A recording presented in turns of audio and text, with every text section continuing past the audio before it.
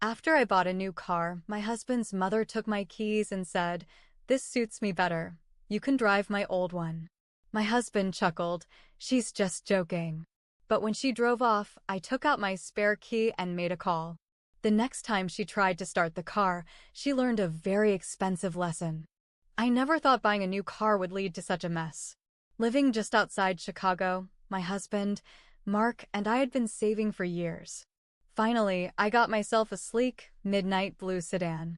It felt like a reward for all our hard work. The day I brought it home, I was over the moon. Mark seemed happy for me, sharing in my excitement.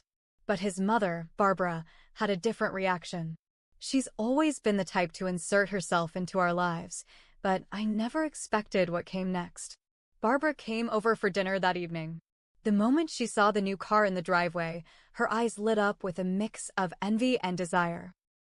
Throughout dinner, she couldn't stop commenting on how the car's color suited her, how it matched her style, and how she'd been thinking of getting a new car herself.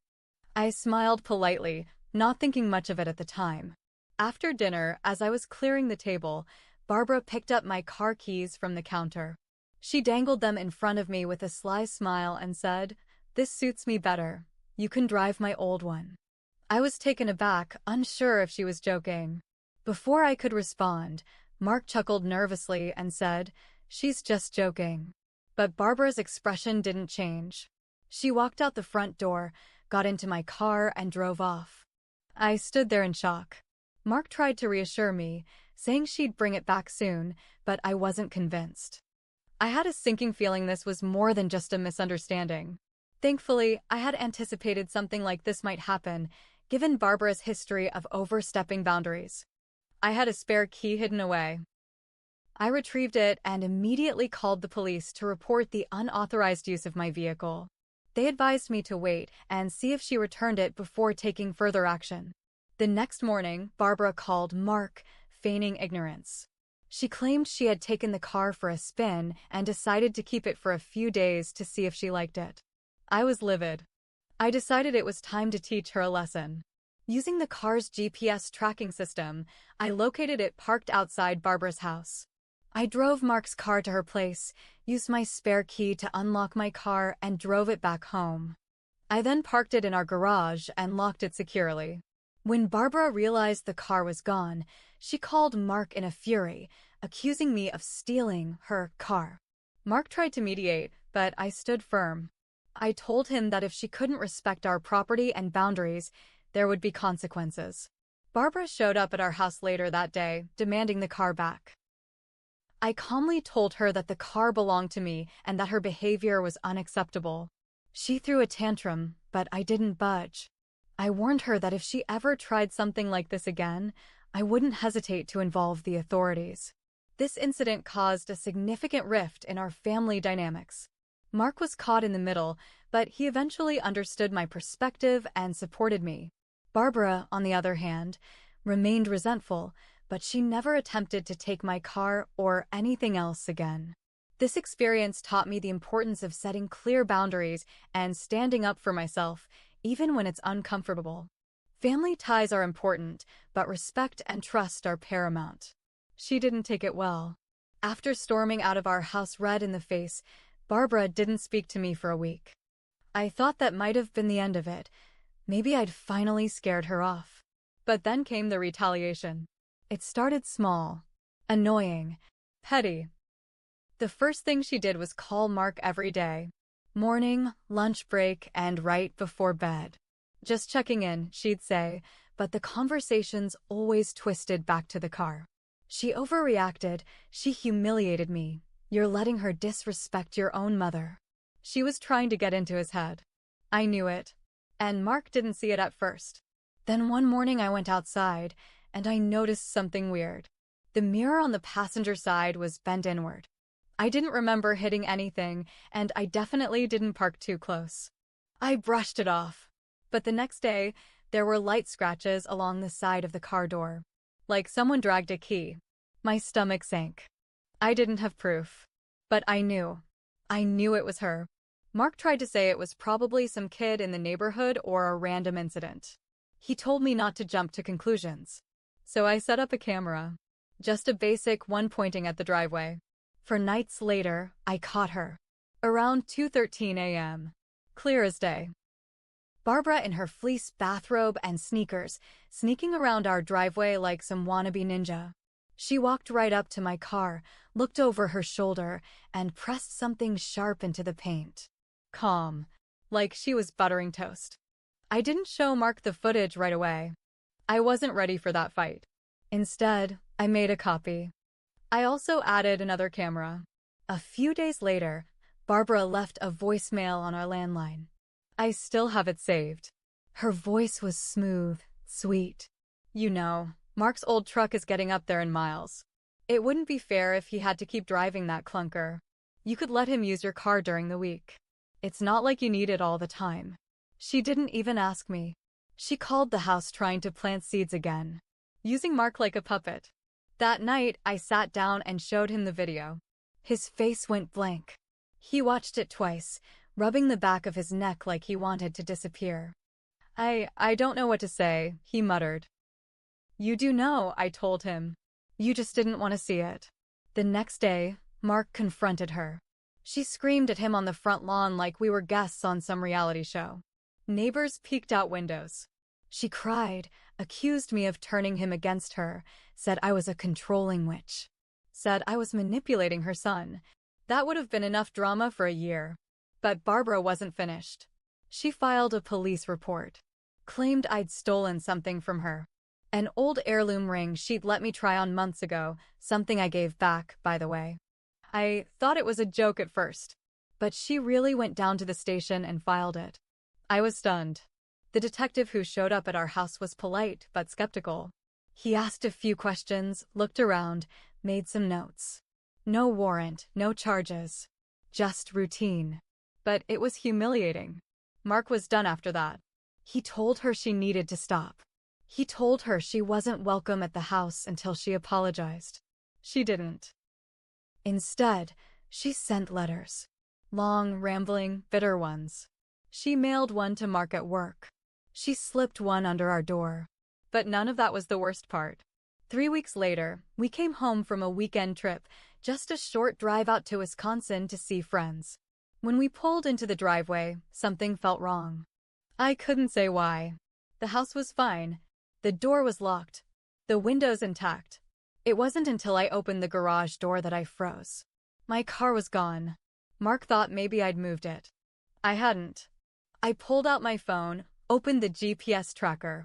It was parked, get this, at a mechanic shop across town. Not in her name. But I recognized the address. It was a place Barbara's cousin owned. A quiet little family-run auto repair spot that always offered deals to her friends. I didn't even get angry. I got cold. I made 2 phone calls. One to the police. One to a lawyer. Because Barbara had just made her biggest mistake. And I was done playing nice. The police were polite again. But this time they took it more seriously. The fact that I had GPS evidence, footage of Barbara sneaking around our house before, and a recent incident report gave them enough to visit the shop. Mark's cousin tried to brush it off, said it was a favor, that Barbara had mentioned the car was hers and needed some cosmetic work. But there was no work order, no signature, and the security footage from his garage showed Barbara being dropped off in an Uber and using my spare key. I was furious, but something about it didn't add up. Why that shop? Why now? The answer came when I checked the car after it was towed back home. There were new wires under the dashboard. Messy, hidden behind the panels. My stomach dropped. I took it to a different mechanic, one I trusted. He looked it over and confirmed what I feared. Someone had tried to install a GPS blocker and a second remote starter unit. The kind you could control from another phone. I asked him straight up, could this be used to take over the car? He nodded. Not only that, he said, if this was done right, they could shut off the car while you're driving. That broke me.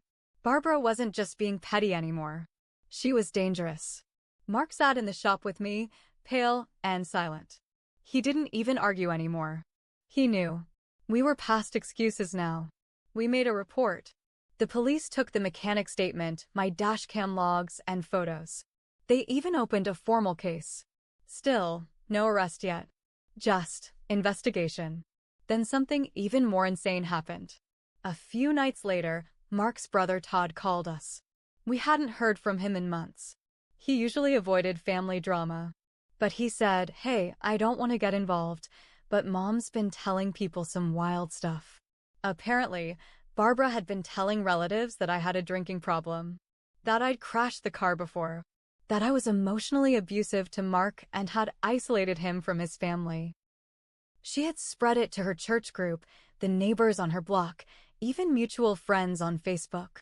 I saw one post that said, "It's so sad when you lose your son to a controlling wife. Cars are just objects, but character lasts forever." The comments were all, "So sorry, praying for you, and you're so strong, Barbara." At that point, I realized she wasn't going to stop until she ruined me. And maybe she already had a plan for that too. Because 2 days later, someone slashed my tires. I came outside on a Tuesday morning, already dreading my commute, and found the front tires of my car in ribbons. Clean cuts. Like someone knew exactly what they were doing. We filed another report. Police started circling closer, but still, no arrest. Mark's cousin lawyered up. Barbara stayed quiet. Then came the letter from the HOA. Apparently, Barbara had submitted a formal complaint to our neighborhood board saying our home was being used as a business with frequent suspicious visitors. She accused us of running an illegal side hustle, even claimed she had proof. The HOA requested a formal review. I had to take time off work just to attend a ridiculous meeting about her nonsense accusations. Mark was shaking with anger. He'd always tried to keep peace, to avoid choosing sides. But she was dragging him down too now. That weekend, he drove to her house. Alone. I begged him not to, but he said he needed closure. He came back an hour later. Quiet. Pale. Hands shaking. I asked what happened. He said Barbara told him, flat out, that she'd rather destroy us both than let me win. She used those exact words. That was the last straw. We met with a lawyer again, this time not just to file reports, but to start a restraining order. The lawyer advised a cease and desist letter first. We sent it. Certified. With documentation. But Barbara didn't stop. Instead, the next week, she filed for emergency guardianship of Mark. Claimed he was mentally unfit. I laughed when I first heard it until I realized it was real paperwork. She filed it at the county courthouse, using twisted versions of his medical records from when he had anxiety attacks years ago. She made it sound like he was out of control, that he couldn't manage his life. It was a long shot. A desperate move. But one that could have gone very wrong. We were done being quiet. And we were ready to fight. We got the emergency guardianship thrown out, fast. Mark's lawyer ripped it to shreds in court. The judge took one look at the paperwork and said it was a waste of time. Barbara didn't even show up for the hearing.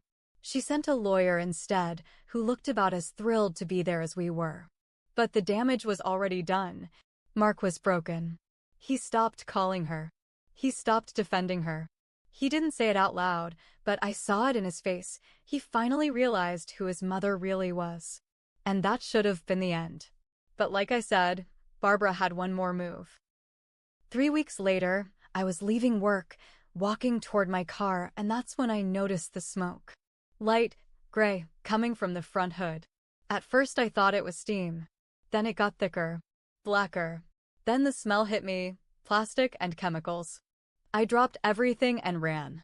I wasn't even close when the flames burst through the windshield. My car, fully engulfed. Right there in the parking lot. The fire department came quick. They put it out fast, thankfully. No one was hurt. But the car? Completely totaled. Melted from the inside out. The engine block cracked. Every inch burned or warped. It was arson. That's what the investigators said. Someone had poured accelerant into the air vents through the front grille and lit it up. They pulled the footage from the building's security cams. It was Barbara, caught on tape. Hood up, gloves on. Big sunglasses like that would hide her identity. She didn't even try to hide her car. pulled up like it was a grocery run. The police finally arrested her. We pressed charges for destruction of property, trespassing, harassment, and attempted fraud. Mark's cousin's garage was also fined. Turns out, they'd tampered with more than my car. They were part of a small insurance fraud ring, and Barbara had tried to claim my car under her name as stolen for the payout. Everyone involved went down. The trial took months. Barbara pled not guilty at first, then tried for a deal. She ended up with probation, community service, and a huge fine. She lost most of her retirement savings paying restitution. But I wasn't satisfied. You might think I'd be happy with that. I wasn't. Because somewhere along the way, I lost things too. Not just my car, but my peace of mind. My time. My patience. My faith in the idea that family always wants what's best for you. I wanted her to feel just a fraction of what she made me feel. So I told everyone. Every cousin. Every church member. Every neighbor she lied to. I sent copies of the court records. I uploaded clips of the driveway footage and the arson tape to a private YouTube link and shared it with anyone who ever questioned me. I sent an open letter to her HOA explaining why she was no longer welcome at block events. She went from poor sweet Barbara to what the hell is wrong with her? She had to move. Quietly. Out of state. Nobody threw her a goodbye party.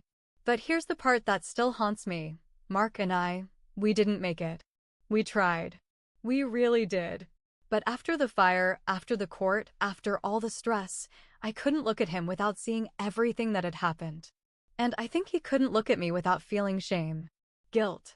Like maybe on some level, it was his fault too. We drifted. Slowly, then all at once. He moved out 6 months later. We stayed friendly. No screaming. No hate. But it ended. And maybe that's the true cost of letting things go too far. Not the car. Not the money. But the things you thought would always be safe.